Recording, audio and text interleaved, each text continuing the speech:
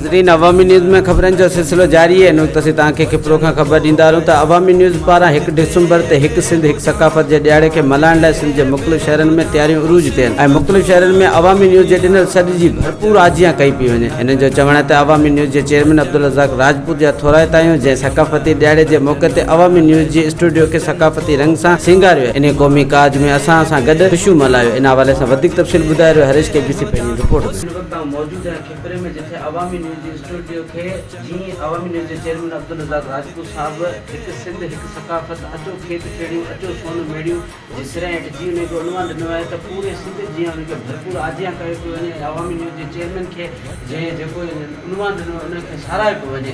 उन हवाले खां अॼु असां अवामी न्यूज़ जे स्टूडियो खे सकाफ़ती रंग सां बिल्कुलु सजाए छॾियो आहे, जंहिंमें असांजे अवामी न्यूज़ जे स्टूडियो खे पूरे हिनखे कल्चर में डेकोरेट कयो आहे ऐं असीं जेके बि खिपरे जी आवाम में पूरी सिंध जी आवाम में इनके अलावा ॿाहिरि मुल्क में जेके भी सिंधी क़ौम है इनके इहा असीं अपील करियूं त बराए महिरबानी जिथे भी सिंधियुनि जा जेके प्रोग्राम आहिनि कल्चर जे हवाले खां जेके भी प्रोग्राम थियनि था उनखे असांखे व्हाट्सअप कयो। असांजो जेको व्हाट्सअप जो नंबर इहो आहे त असीं उनखे प्रोमोट कंदासीं अवामी न्यूज़ जे चैनल ते।